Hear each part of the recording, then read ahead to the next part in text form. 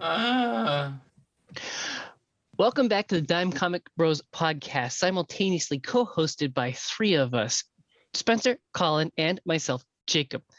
We are on a three-way Zoom call because I have the stupid, Colin has the cancer, and Spencer has the AIDS. Because we are on a three-way Zoom call, we only have 40 minutes to record, so we are going to speed run this episode. Let's go. Welcome back, everybody. What do we got? you're a whore.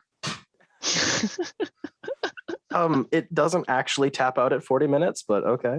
It just says it does, but it doesn't. It never has. It has before on us. I don't remember. Yes. That. I think you're wrong. I think you're lying. No, it has when there's a three-way call. It just never has when it's just Spencer and I on one call. Oh, right. Okay. No, Spencer, you dumbass. You're just covering for big You Zoom. dumb slut.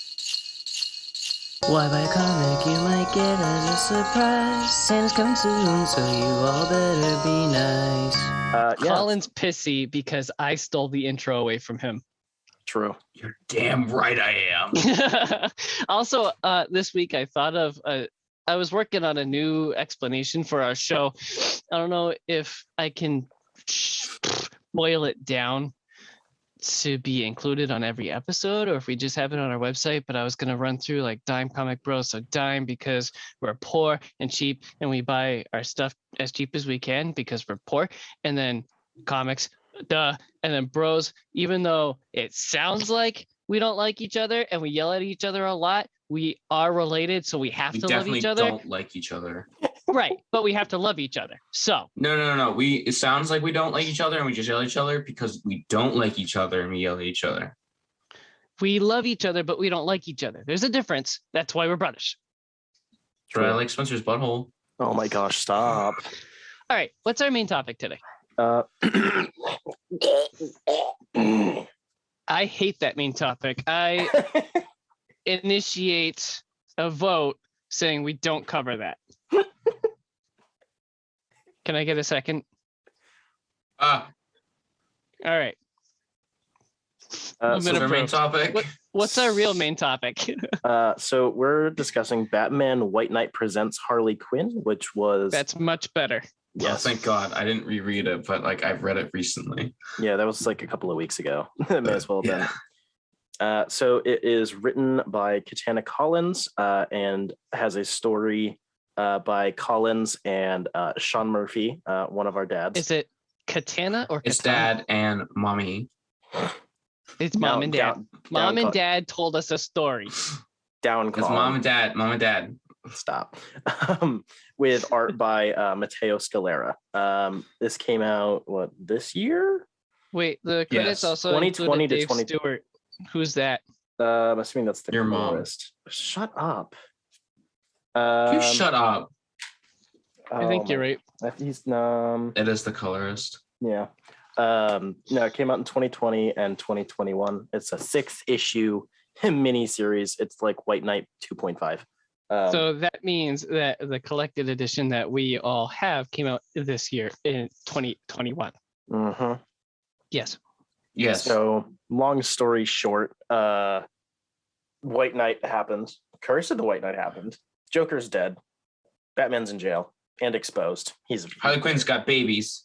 yeah, she's got some chillins, and Gotham has kind of calmed down now that there's no major crime problems because Azrael just fucking murdered everyone. Yeah. That's I all it like took. that guy. That's all it took, you know? Yeah, Jacob is really into that. As he drinks from his Punisher mug. Oh, Colin didn't see my Punisher mug. You do actually have a Punisher mug?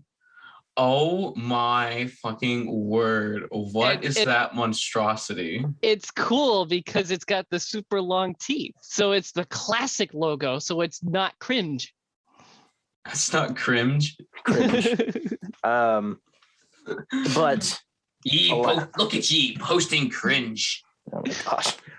Alas, crime does in fact still happen, and we have new crime from new people doing stuff. No. And then Harley Quinn has to do cool shit because Batman is busy being a himbo behind bars, basically. She gets employed by the GTO, the Gotham something something.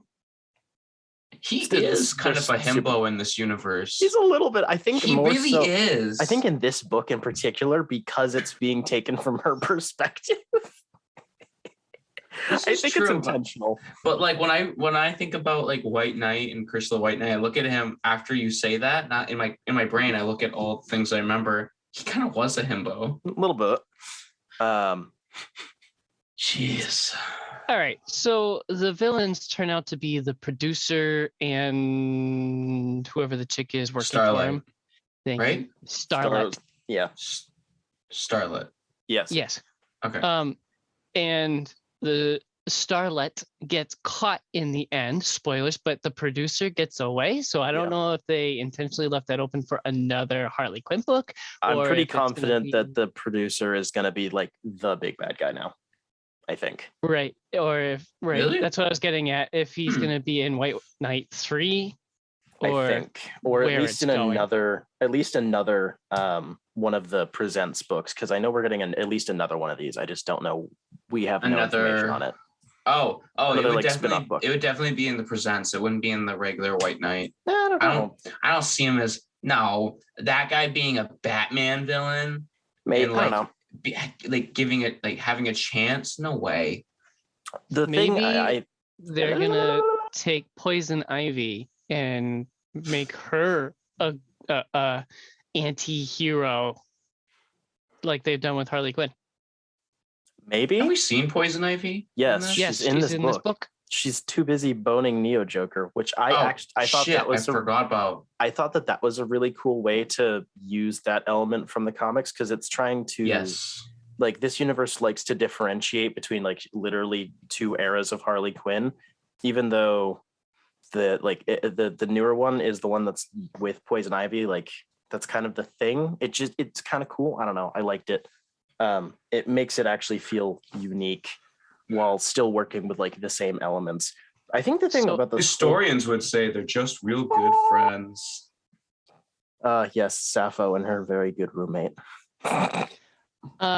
I'm going to set off our autistic son and say they very, very lightly, briefly touched on beating the shit out of Robin, the Joker killing him, but it felt like it wasn't included very much. It was like, I don't know, 2 frames. And so what you're telling wanted me? More. I was about to say. So you're telling me you wanted to see more of a sadistic sociopath beating the shit out of a minor? Yes, because as previously established, they do a lot of work to reference things and then make this universe different. So there's nothing making that event different. They just say, oh yeah, and then he beats the shit out of Robin, and then they move on. There's nothing there. I think they just didn't want to linger there for too long, because everyone usually does. I mean, there's definitely something to that. I would say it's actually quite different because he doesn't die. That's kind of a big difference. Like, Joker scares her off, and then he doesn't actually die. He lets him go, and then Jason just runs off. Like, that's pretty flippin' different. Sorry, I had missed that he didn't die. So that's where I went. He didn't die. That was the thing. I liked how the flashback was done. Like it's only a couple of frames in the first issue, but it looks really freaking cool. It just, I don't know, it was nice. It felt like an actual convincing like flashback moment of like, oh, this thing was meant to trigger something in my brain. It actually felt convincing. I thought that was kind of nice. Jacob, Jacob, I know you have hot takes. Come on, just whip them out. I do. That was the mild one. The medium one is that Harley seems almost like a different character in this one. So it's not just that her skin isn't Joker pasty white, but also even when she's a villain or in her villainous era, she doesn't seem crazy at all. She seems like a very level-headed character. And I don't know, it just something seemed really off with this book. It makes for the book to be an enjoyable read because she's such a red-pilled person, and it's cool and it's endearing, telling this story about a single mom with 2 kids and 2 hyenas, and it's lovely, but it doesn't feel Harley-ish as far as anything else that we've seen with Harley. I think you are forgetting that everything you described is the same character that we had for the first 2 books. In no way was she ever actually crazy, and even in her Harley form. The only one that was the Neo Joker new Harley, which is what they purposely did to segregate them. Gotten to include the other 2 books. I was taking this one by itself. This book takes place after those 2, so you have to. Yeah. See, it's the same character. I enjoy that fact because it's an actual adaptational choice. It's not, oh, let's just do Harley Quinn, but like again, it change it like it. This dramatically rewrites history right from the beginning and makes their story way more interesting. Now, in a way, this character is a completely different character from like other Harleys that we see, which I would agree with. But in the universe that it takes place in, we've seen this character be this character for 2 straight books prior. Maybe that's just something I wasn't getting when I read the whole series, is that they're basically rewriting the characters. Maybe that's just I what think wasn't you are clicking. engulfed in why is there politics in my comic books? Well, no, How is that even relevant, Colin? Some characters. He says that. He said that in the last 2 ones about the Curse of the White Knight series. He's like, why is there politics in my comic books? I don't want this. 3 whole pages with an agenda to it. Oh my gosh, is this persecution? Everything has an agenda to it. I can eat my ass. He started this. You guys are something else. Okay. The thing that I most appreciate about this book is that it actually feels like it's written from a feminine perspective. Which sounds so dumb. Saying this entire time. Yes, that's like a really big thing because we get a lot of books like this. Sometimes they are written by women, but they don't feel like it. They just feel like, oh, you were given a story treatment and then you just like expanded it or whatever. And it might just be because the story treatment was done by her husband. Who knows? But it actually feels like this is from Harley's perspective. It has a different vibe to it. It has a different type of energy that still kind of matches the other 2. Whereas the other 2 are like raging testosterone nightmares. This is something different. And I don't know how else to really describe it. Like, see, how the action plays out is different. You've said that it feels feminine. I agree that it feels different. It's got its own perspective, and I really saw that, and I really appreciated it. It felt fresh. It felt very disciplined in its perspective, but I don't know if it feels feminine. I think that's going a little too far, but I don't have any adjectives to replace that with. They're subjective terms. Let me interject. The main reason why Spencer sees this as feminine, rightfully so, is that the art already is soft. Yeah. It's softer than than Sean Murphy's, but it is, this art style very much resembles Sean Murphy. It's softer. So in comparison, colors too. In comparison with the 2 different art styles and 2 different colorists, and we have 2 binary perspectives, one's brain would go and say, hey, this is a female perspective. And then the other one would say, this is the male perspective. Like the art style it's sharp, it's dynamic. It has it's really aggressively shaded. It's very pokey and stabby. Yes, so it's sharp and it's aggressively shaded, while the second one is soft and delicately colored.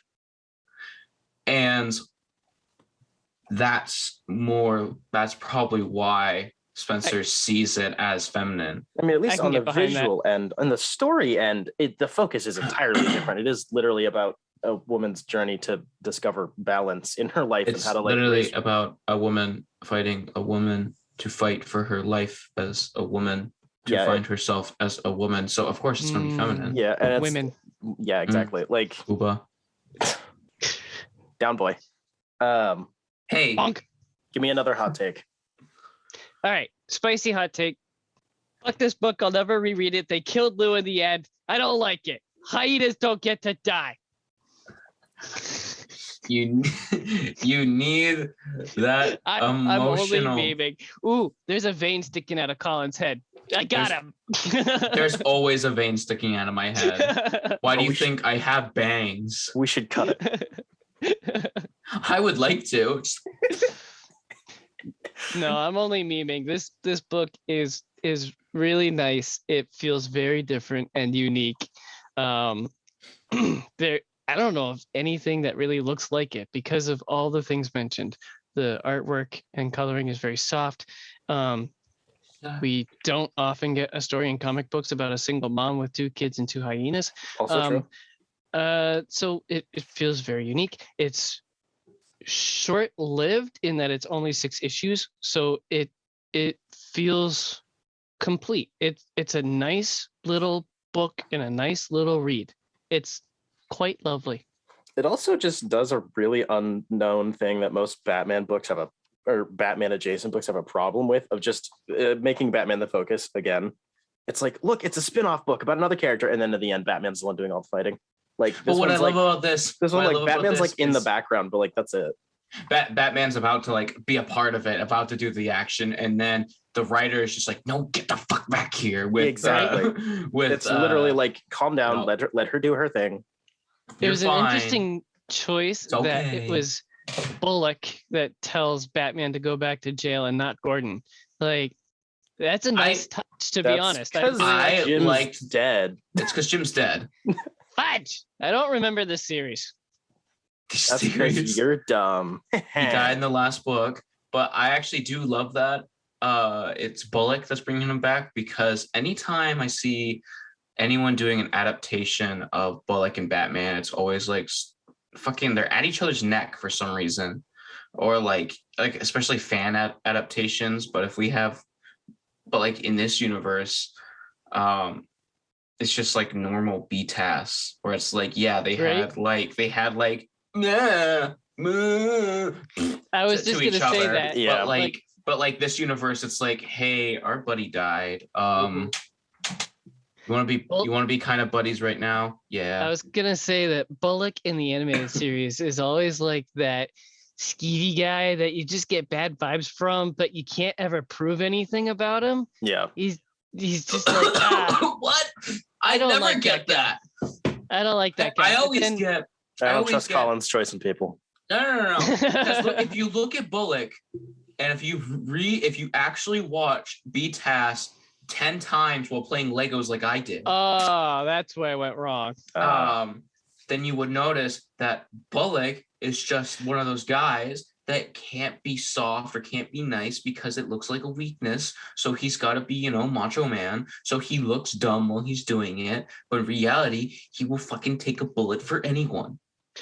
I'm sorry, The we rest of can't my all be point peak was- male specimens like you, Colin. The point, It's Was- okay. I forgive you. any other iteration, he is a bad guy. He's a dirty cop. And No. Yes. Yeah. Gotham? No. Yeah. No. Are we talking the Prove same it. character here? Bullock. Bullock. You Yes. prove it. You prove it. Gotham, Earth One, main continuity. Most of I forgot Gotham had one. yeah, he's like a main character. 'cause he- Exactly. He's a dirty cop who usually comes around, but Okay, like so that they're all dirty cops that usually come around.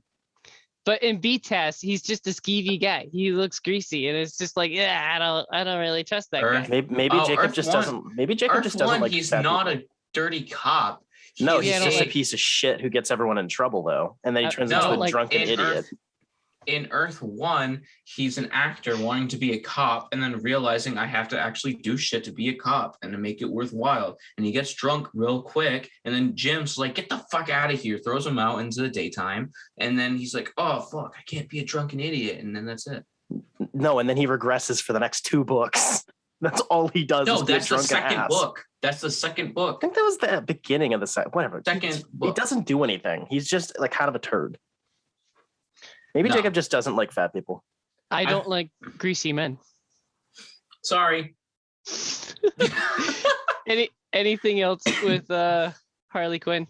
I really like the outfit. I was just about to say that. Which one? The Batman given outfit. Yeah. Ah, It feels like a nice merging of the worlds type thing. Yes. It looks like her She's outfit. a Bat family. Exactly. She's literally given a bat computer, but like it doesn't feel like she's just painting over a Batman costume either.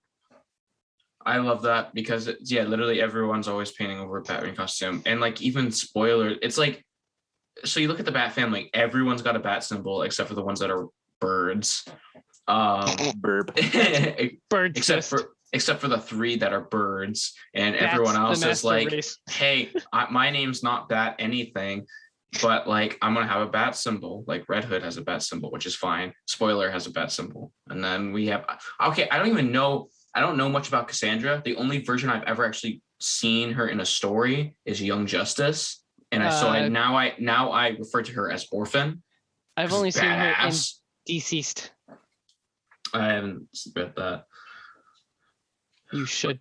But Cassandra's badass because she doesn't speak, and she's just like, I'm gonna fucking slit your throat. Colin likes his women mute. Oof. I love my women mute and having the ability to slit my throat. You know Cassandra's a child, right?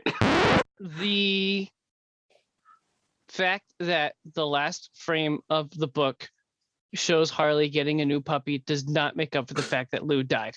Shut up. Also, okay, I do have to say Did you read the Valentine's thing one? That's so cute. Oh, okay, that's one more thing I just kind of have to. You didn't read the one that's in the back of the book. The white, black, and red or whatever? Yeah. I did not because it says part 6 and I want to read 1 through 5 first. So issue 6, 5? whatever. Yes.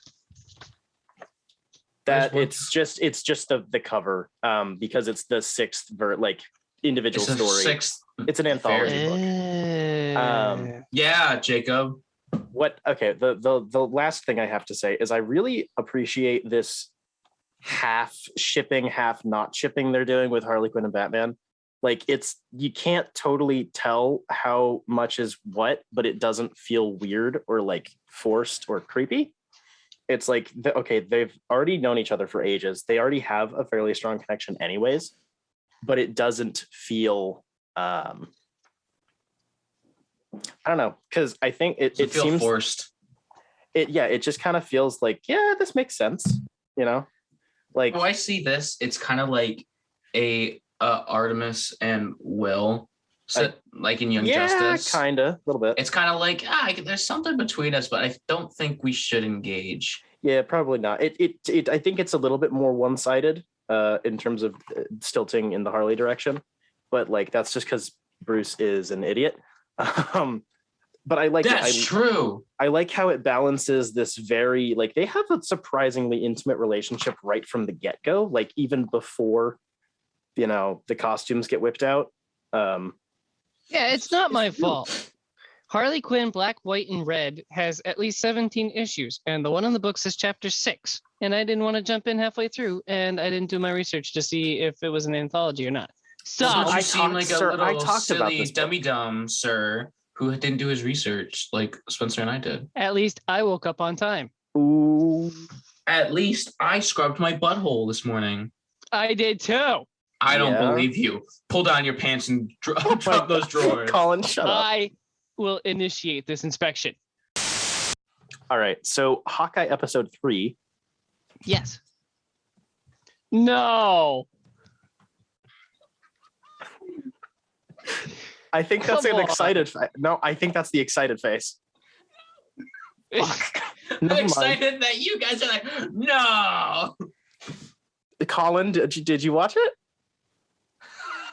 He hasn't seen episode 1 yet. Damn it. It didn't look like the Colin hadn't watched something face. It looked more like the Colin was excited. Okay, Colin, block your ears. I'm gonna start watching it. I'm gonna unless you want me to spoil the shit out of it for you. No. So you guys talk, and Spencer, flash your titties when you're done. Oh, okay. hit mute on your microphone. Oh, so you like Spencer's titties better than mine? Jacob, you have no tits. Shut up. You don't have tits. I have circles on my chest that could be tits. Oh my You have gosh. nipples. All right, fine. Shit, dude. They're actually doing it. I know. They're actually doing it. I remember know. when all these leaks started coming out, and I was like, I feel like some of this might be fake. I don't trust leaks, but I get so much crap rumors and stuff that flashes by, and most of it turns out to be false, that I just ignore all of it. And then I saw the cuff and heard the voice, and I was like, they're doing it. So there are 2 points on that, because this is right at the beginning of the episode. Right. There was a rumor that he was going to be in like a fat suit, or like they're going to CG the hell out of him. I really hope that they don't, and I don't think they are, judging on what I want Vincent D'Onofrio back. That's yeah, it. exactly. That's all I want. Yeah, like he's fine. Like you don't need the You don't even have to bring in the Netflix universe. Just have the same actor. No explanation. I guess. But I like it. He didn't look like he was like a like absolutely ginormous, massive. Like it looked like him. But 10 out of 10, that was not Vincent D'Onofrio's hand. Like absolutely not. Oh yeah, that was so voiceover. But still. And those were not the cufflinks, but it got the vibe across, so that's really all it needed. Everybody looks over the fact that they just cold turkey replaced Rhodey in Iron Man 1 and 2. They've already done weird actor shenanigans. Just have some balls. Pull the trigger. Stop pussyfooting around the Netflix stuff. Mm-hmm. Just bring over actors. Or flat out replace actors like you've already done. And just when the haters bitch and whine about it, be like, yeah, we did. What are you going to do? Yeah, it's sounding like there's one big rumor that was going around that the Echo series is going to basically act like a soft Daredevil reboot. I think we talked about that a couple of weeks ago, or like last week or whatever. Yeah, last week. Apparently, I think it was said that they're planning on replacing like just Iron Fist. If it's just one, I think that's dumb. I actually really like, I can't remember his name. Charlie Cox? No, the guy who plays Iron Fist. Shit. Danny Rand. Yeah, I actually liked him, but I feel like if they only replaced one, that would be dumb. Kit. Whatever. It doesn't matter. I feel like if they only replace one, that's just like kind of shitty. But it does look like that, and also it's been pretty well substantiated that Daredevil, or at least Charlie Cox, is in No Way Home. Like, I've seen the image. Finn Jones. Thank you. I liked him. I understood he needed a lot of work, and he got better. It's just, This episode had possibly the best action sequence I have seen this year. Yes. So the car chase scene is amazing. It also flipped the car chase scene from the comics around too, but it still had the same vibe. Made it too far into the comics. Oh, it's so good. You should get the omnibus.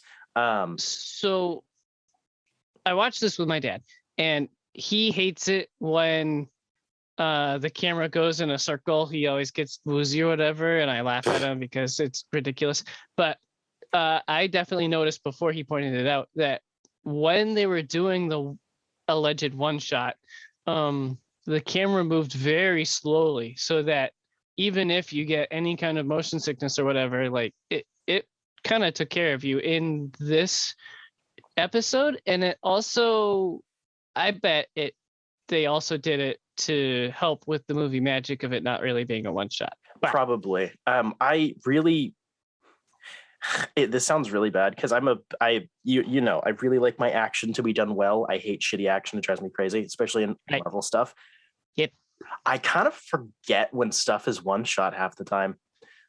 Like, I know that that sequence was because it was discussed afterwards, but in the moment I kind of didn't notice.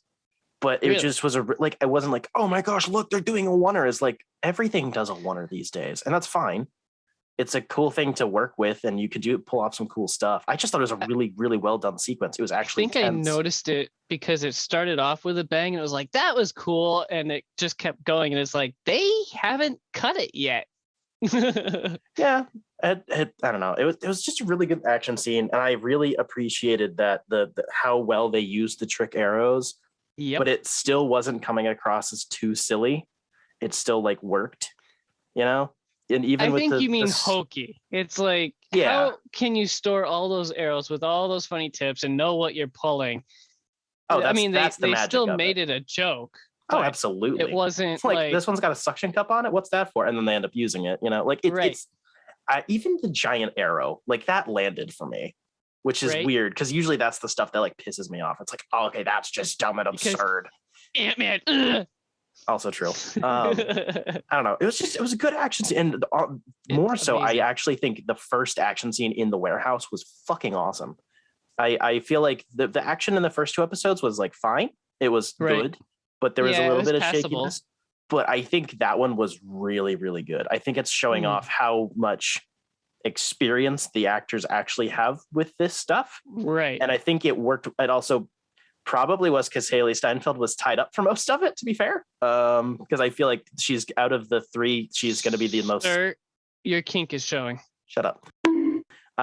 She is, you know, literally the youngest. She has the least amount of like action experience, so Right. her not being a primary focus of that fight probably helped. But like, it actually felt really good. Like Echo in the comics, like goes toe to toe with like fucking Captain America all the time, and she's a mimic, and it actually works. Instead of the Taskmaster bullshit that we got, this is what it should have looked like. You know?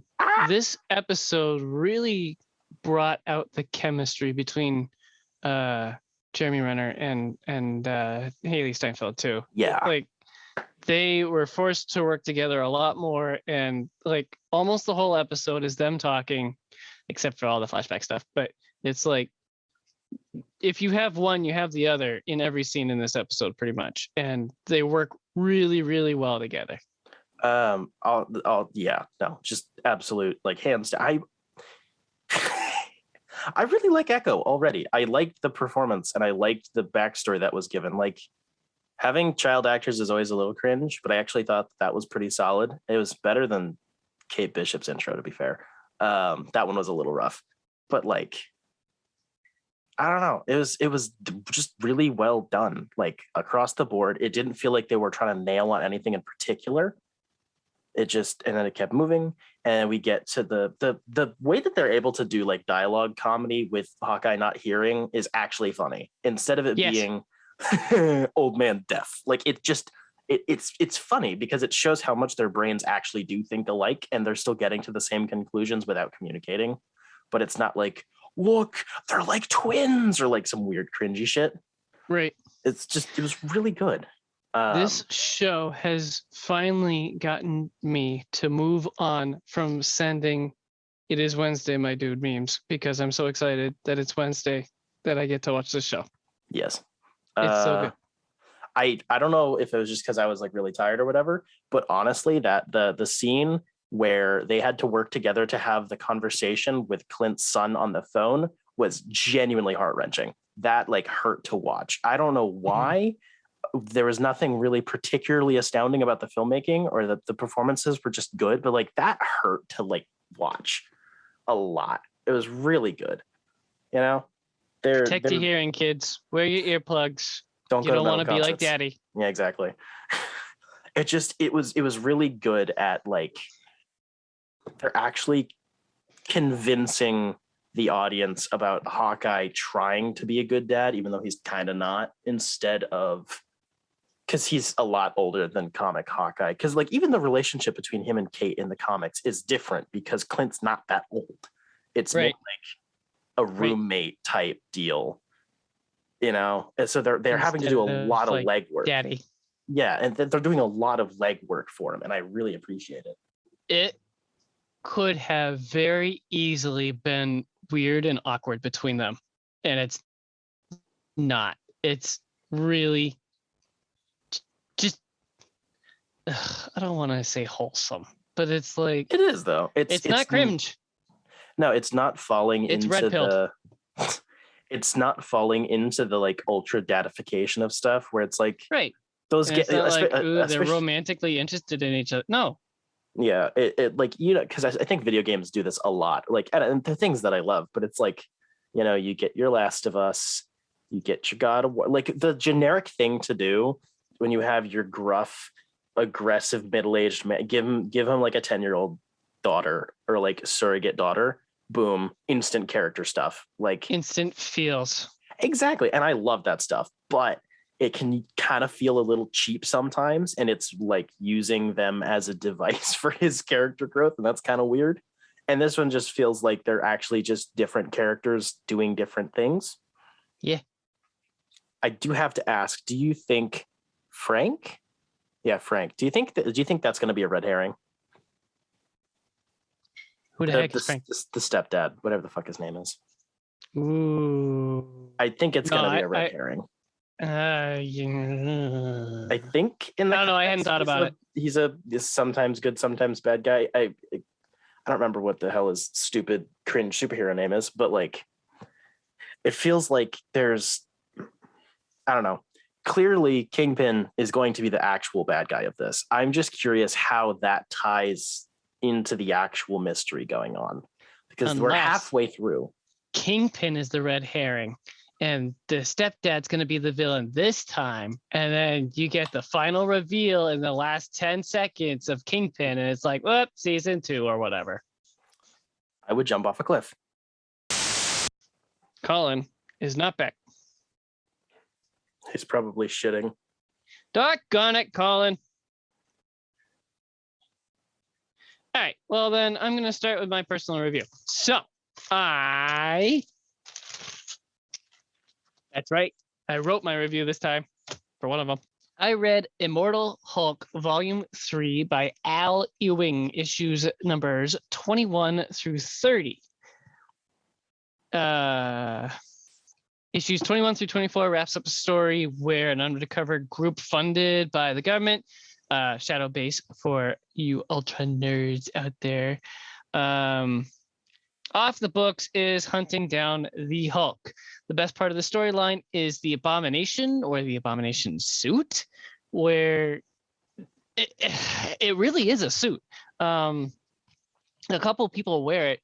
It's just like a Hulk skin, but it's the Abomination, and it is,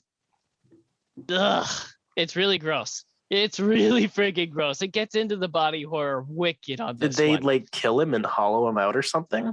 I don't know, What the hell? maybe. I That's don't think weird. that happened in this run. There's a lot of shit in this comic line that is building off of something else, and I haven't done my research but I'm getting annoyed because I just want to read this run. Also, we're starting to get answers about the many Hulks and human identities living inside of Bruce Banner. Number 25 is about a cosmic Hulk. He's grown so much that he's like a god or god killer, just smashing planets out of existence, which Ooh. also kind of references the Green Scar, whatever it is, from World War Hulk. Planet Hulk, whatever. He's smashed all the planets out of existence. It's super weird, and Colin would adore this one single issue because it's so weird and cosmic and existential and whatever. Ooh. I would bet you $20 Colin would like this issue. Nice. Issues 26 through 30, Banner announces to the world everything he knows about Shadow Base, doing sketchy accounting to try to kill him, and that he now owns these black sites and money and everything from freaking Shadow Base, and he's going to start some sort of war against humans. He was pretty cryptic about it.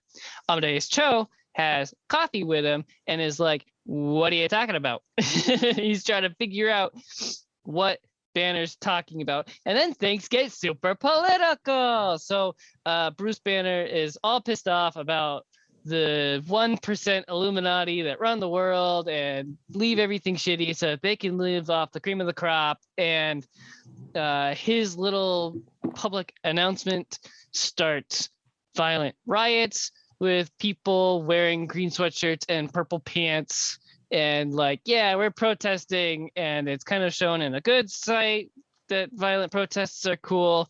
I think the book was trying to portray those riots as a good thing, which is pretty sus with its timing. I'm going to keep my mouth shut. Okay. Number 28 also has cops being super terrible people because they wear guns. Oh my gosh, cops is bad all the time. Anyways, Dario Agger of Roxxon takes the 1% talk personally and brings in all kinds of kaiju to make himself look like a hero versus the Hulk. It's a conspiracy, man. What I found interesting is that Agger kind of kept himself out of the fight, even though he's a freaking Minotaur that could fight the Hulk. Maybe not easily or well, but he is a monster himself. But he just completely avoids that and brings in all kinds of kaiju from Forbidden World or whatever. I don't remember what it was. Also, during their discourse, Amadeus Cho makes a crack about Hulk still playing Minecraft on Peaceful, and I thought that was really, really funny. I told you to flash your boobs if you wanted me. I don't feel like doing that. Stop sexualizing me. Colin is back. Well, I want to sexually harass you. You already I'm almost do. done with my review, Colin. This storyline is so choppy with the timeline. There's flash forwards and flashbacks. The Hulk book I read. Oh, bet. Hulk / Banner's personalities are confusing and really not explained well. I'm getting more as I read the series, but I still just reading all these books always have that feeling like I have missed something. This is building off of something, some other storyline or something. Like, I don't know. They reference so much Hulk lore and I know some of it, but a lot of it I'm like, when did that person die and come back and die again? However, the art is so disgusting and gross and amazing to look at so many times that I just want to see a certain page, or like if it's a 2-page special, as just a big poster. This, you know that Marvel's book that I bought that stands like half as tall as you and almost as tall as Colin? I want this series as that size book. It's a Hulk book. It needs to have size to it. It needs to be big and intimidating and imposing. And the artwork is so well made, but it's difficult to feel lifelike when it's only a regular-ish sized book. As far as I know, there's only 2 volumes left. I'm pretty sure that this run ended at issue 50. So I think so. 2 more volumes left. If I remember correctly, the artist got volume canned 4 around at 50. Yeah. Volume 4 just dropped like this week or last week or something. Volume 3 of this run sells for $35. I got it for $25. At this point, I kind of wish I waited for the Omni to release, but I'm in too far now. Yeah, it did stop at 50 early this year. I am also hoping that the omnibus comes out sooner rather than later. It sounds like a good sized, nice omnibus. I hope your omnibus comes out soon. The fuck, dude? Okay, you're weird. Who's next? Colin. Okay, so I have returned to my favorite book that I'm reading, Dune. And I had it. It's like, I stopped at a point where I'm like, this is a little hard to read. I'm getting bored. Where are you at? But where I stopped was, like, the first time where I stopped was that part where they're about to go check out the dune for the first time and check out their mining facility where people are going to die and shit if they don't save them from the worm. And I got all the way to the part where their like castle place is being infiltrated on Arrakis. That's when it gets good, dude. I said the first time it got boring. That's where I'm at right. now. Okay, I got I haven't stopped now. I only stopped because I all right. read it. But I'm at the point where it gets really, really good. Because when I returned to it the first time, I was like, okay, this is getting better. Dialogue's getting better. I know where I am because I've seen the movie. Does help. It does help because it's like, okay, I can actually picture these people. And oh my word, Jessica through this book, so good. Bonk. She's my favorite character. It's not a bonk moment. She is just my favorite character. Okay. To be fair to Colin, she is very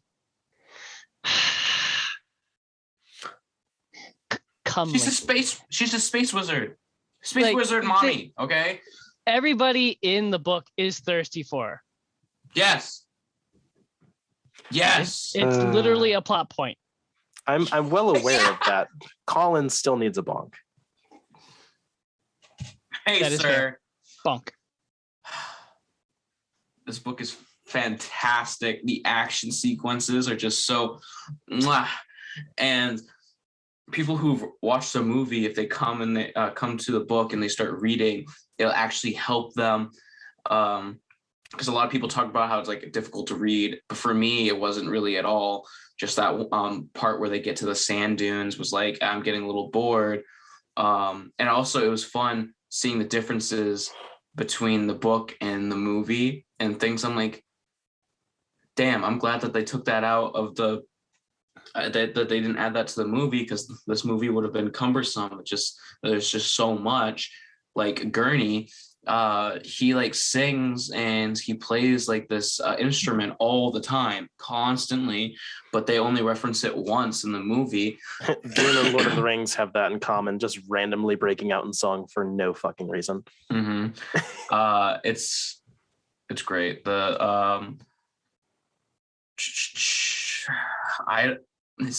Idaho is a little different. Like Duncan, he's a little different in the book, it feels like, because he's like gets drunk and he's like in a drunken rage and complaining about shit and stuff like that.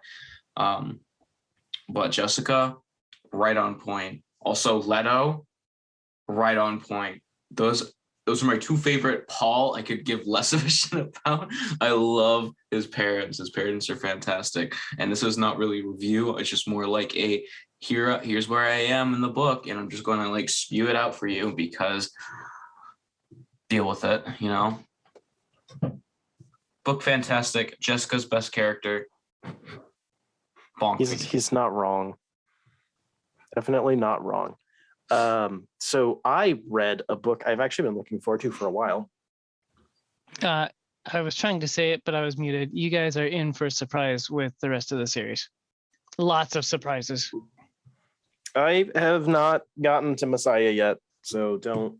I'm working my way through the third book right now, and it's like, come on. Are you reading Dune right now, Spencer? I've read Dune twice, 2 or 3 times. The last time was about a year ago. I could have sworn you told me you've never read it. No, I haven't read past the first one. I haven't read Messiah. Oh. I know the story beats until like basically the end of Messiah. I get that part. That's why I get what Denis Villeneuve is doing with this structure. I follow that, but that's because I know how to surf a wiki. Like, I've only read the first book because I'm slow. And apparently also once you get past a certain point, it wasn't actually Herbert writing the books and then they all turned to shit or something like that or whatever.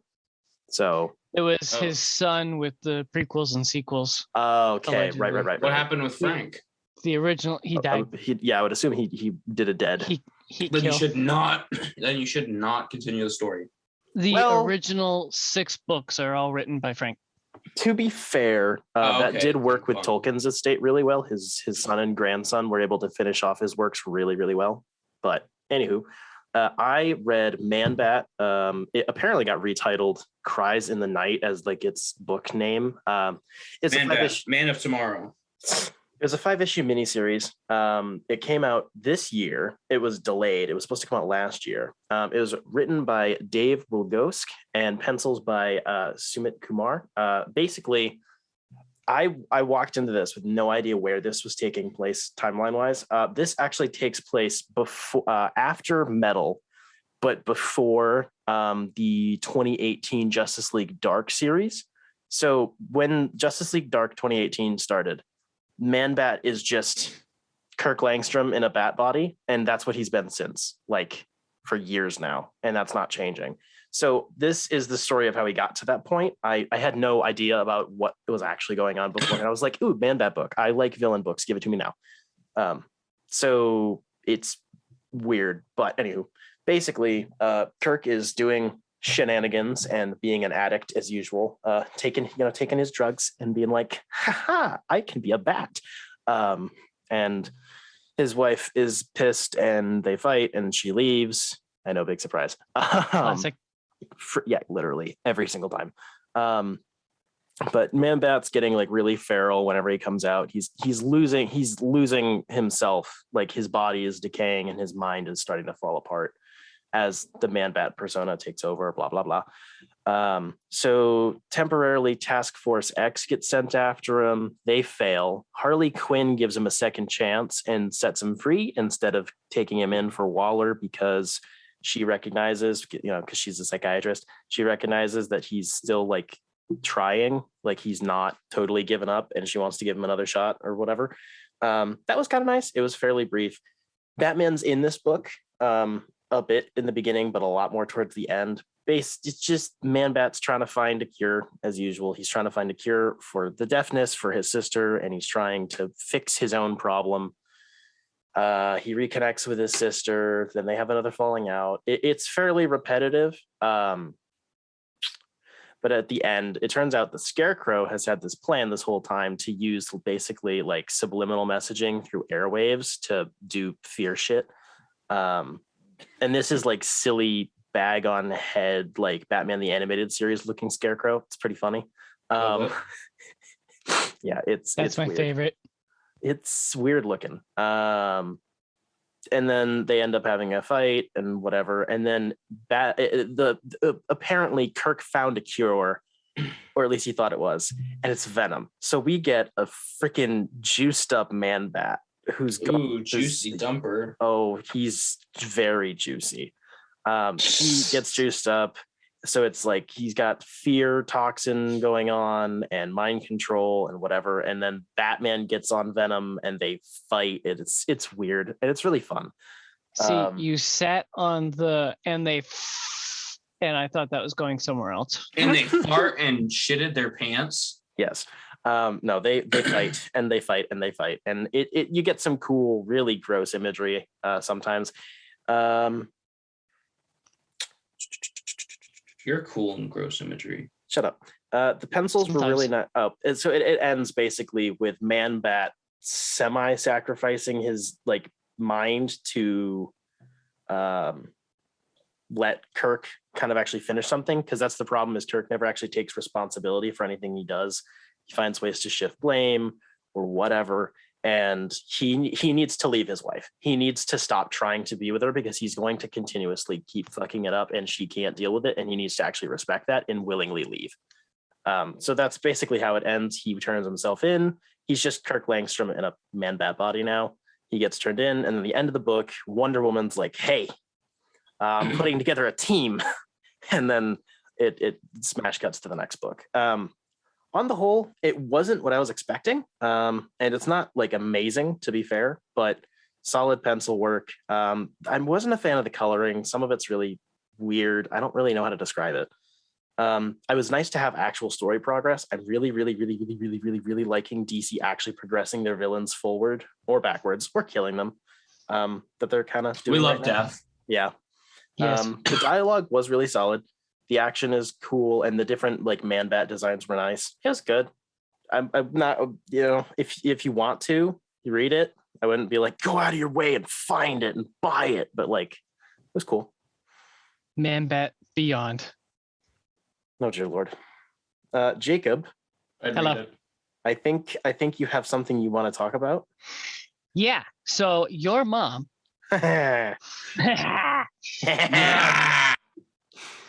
I watched Eternals last night. Ooh. Ooh. Uh-oh. Yeah, Mm. it's fine. I knew he was going to say that. It doesn't suck. That's something. it I think it did well to be so long. It kind of feels mostly fine to be left by itself, like out on its own. It it's the start of the cosmic stuff that Spencer's been talking about for a long time now. And besides the fact that they reference Thanos' snap, it really would just stand by itself. There's not a whole lot leading into it before this. You can just watch this movie for it, as far as I can tell. Jacob, you reached out to me for a bonk while watching it, and I'm going to call you out for that. That is not true. I said, maybe I need a bonk, but everybody's really nice looking in this movie. And you're like, no, 100%. And I said, ha, crisis averted.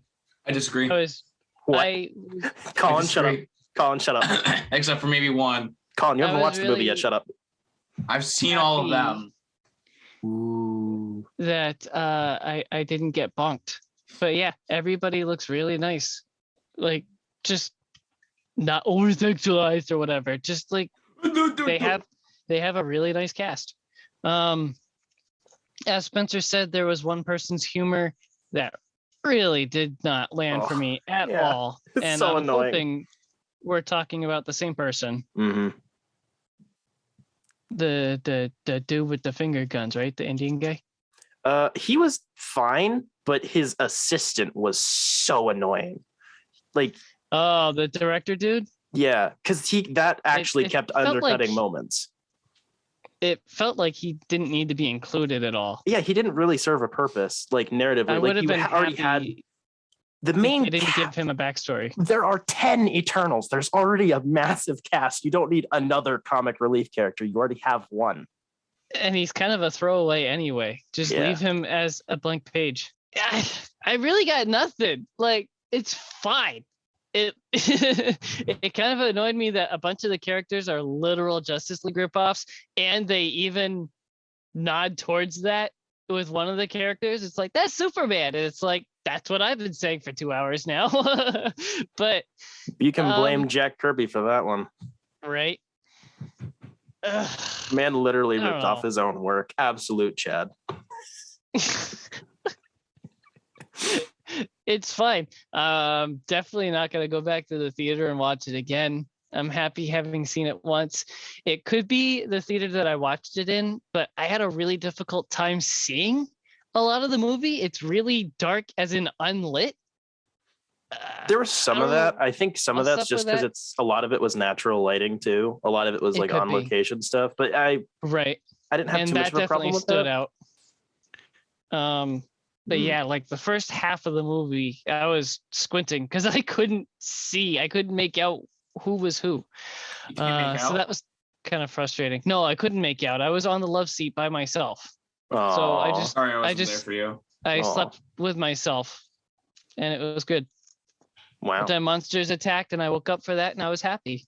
Nice. I even said out loud in the movie theater, finally, because they had such a huge exposition dump in the first half of the movie. It takes its time, which is fine because it's necessary for the movie to stand by itself and explain itself. But after a long Hot- day, Actual hot take, the opening crawl was entirely unnecessary because all Yep. of that information is intentionally incorrect. So like that wasn't correct information. And we get told the same stuff that's in the crawl and then we're corrected because that was wrong. That was really Hmm. weird. That was like, are you guys just trying to be Star Wars or something? Because that was kind of dumb. Are you guys trying to eat my ass? No, yeah. Come You're over, big disgusting. boy. you're disgusting. You're disgusting. You won't do your boy a solid and eat his own ass. No. Are you really for the boys though? If you Not won't that eat my much. ass, Nope. you won't even give me a kiss goodnight. Maybe. Oh, okay. So there's potential. Oh my gosh. I don't think I'll buy this on any format. Why would Really? you? It sounds like It's not worth it. It's just fine. You know what you should buy though on Blu-ray and 4K is Your mom. Sex Night is Just Sleep, Oh my gosh. which I did myself. Ooh. Nice. And I have you spoiled viewed myself. it yet? No, that's hot. Yeah. That's hot. Did you I'm do it half- in one I'm- sitting? I'm halfway through with Abby right now. That's hot. Surprisingly, only because I had to go to work. We were sitting there for 2 hours straight, and she would not stop watching. Wow.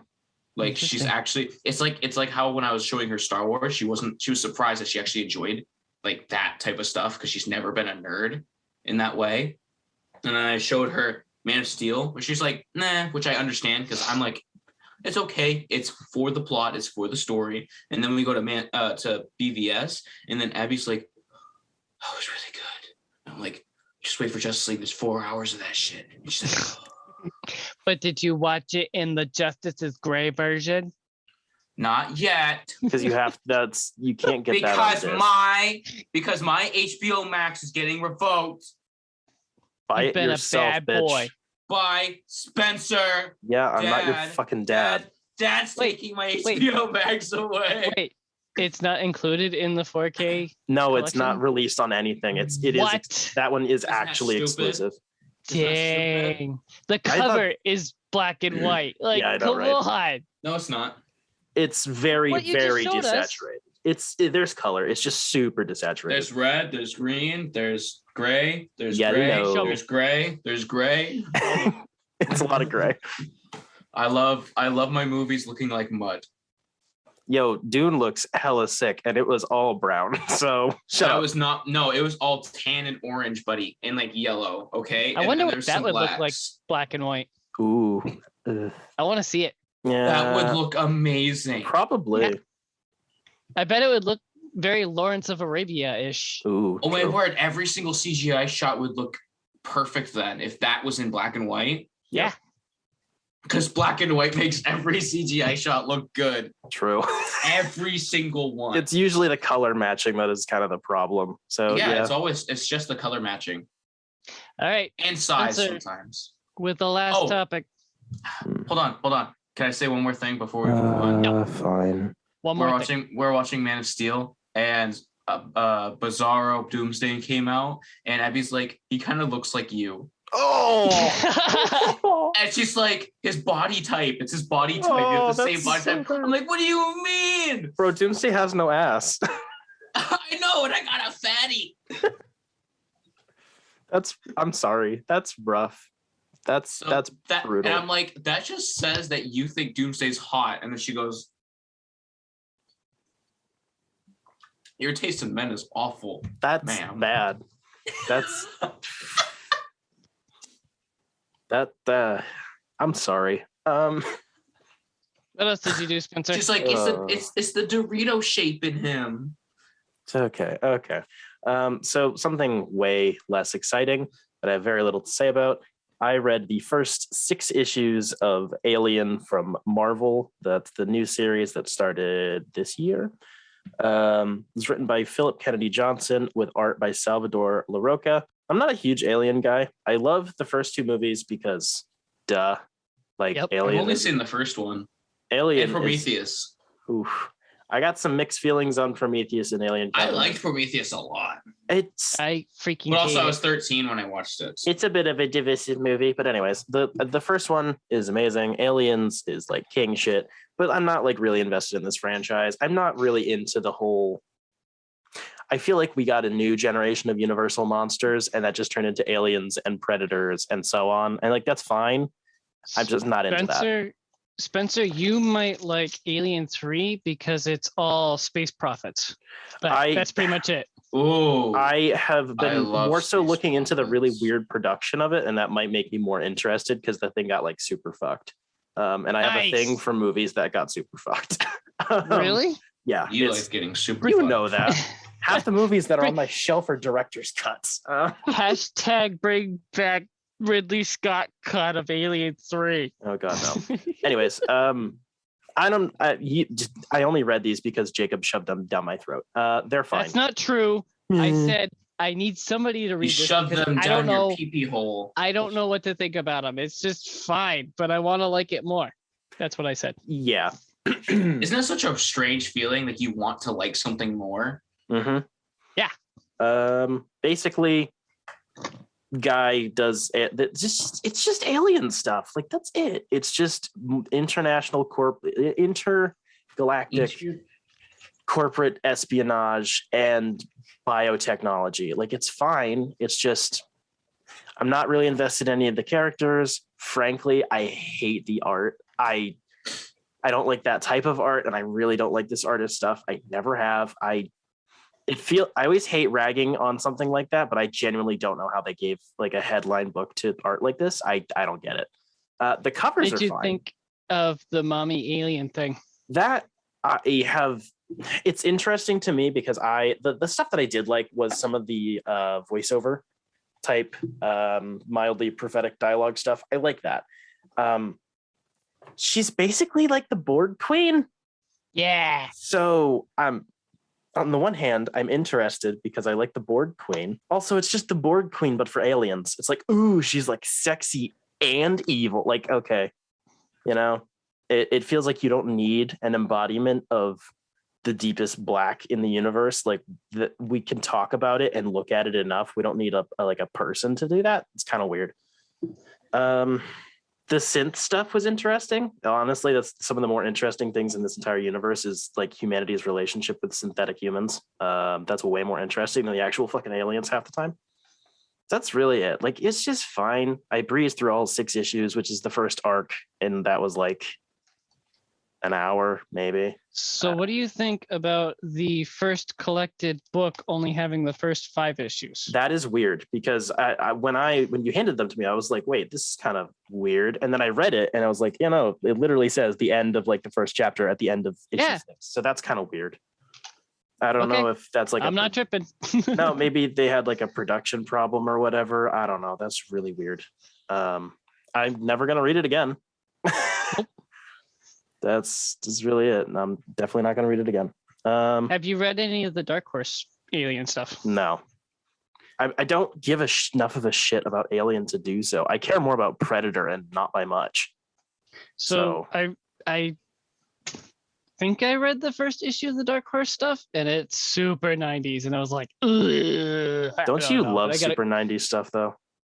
It's like golden age stuff, really. It's like, it's ugly. It's really hard to look at. I really want to read it and find out what the story is, but it's so painful to my eyeballs.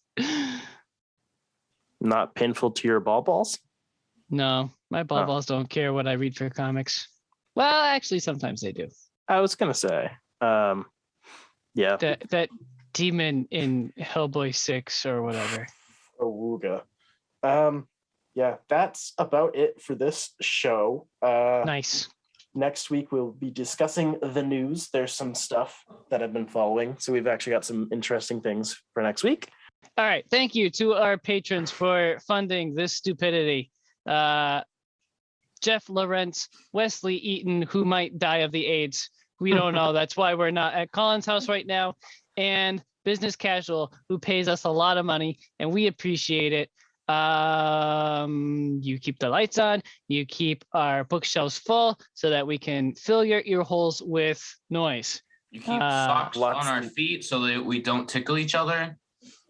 Interlinked. I hate you. Thank you to Jetpack Comics. I have been away far too long, and I am thinking about visiting you tomorrow afternoon, but I'm not sure yet. I got to figure that out. Do it. You fund our show as well by doing all kinds of cool things. We see you often and owe you a lot of money. We're working on that. Yeah, but I have like 10 books I need to go pick up on Tuesday. It's gonna be a lot. For those We're gonna be fucking broke. I'm already broke. That's the problem. Those Me too. of you listeners who don't know, Jetpack Comics and Games is a store in downtown Rochester, New Hampshire that is super cool. A whole bunch of Chads and Chadettes work there. You should talk to any of them about comics or whatever nerdy thing tickles your fancy, because they probably know a lot more about it than you do. At least that's been my experience. Well, to be honest, a lot of people know more than you do. Shut up. Not me, but definitely some people. Yeah. We have the Facebook, the Twitter, the Instagram, the YouTube for this show and our sister show, Dime Gaming Bros. Check it all out. Like it, Jacob, comment it's not a on sister show. It's a brother show. Get it right, you fucking Rate idiot. it 5 stars. Be a misogynist like us. I'm trying to finish the freaking show. Colin, you're gonna kill Jacob. I'm trying to finish you. Well, you're taking too long, and I'm not interested anymore. Okay, eat my ass. You guys are so Like- disgusting. Like our shows, comment on our shows, share our shows, rate our shows 5 stars because we might deserve 5 stars. I don't know. I deserve 2. I deserve a half star. Yeah, and then Spencer's like 2, 2.5. So He's a solid 3. dang, You're That's- such a fucking kiss ass. that means we get You to know 5 what? and a How half about stars. you eat my ass? No. That means we get 5.5 stars, guys. I'm Ooh. I'm good at maths. the half. Oh gosh. Okay. I I'm think. that extra half. Oh, you have an extra half chromosome. That's for sure. So when someone would say that. All right. I think we're done here.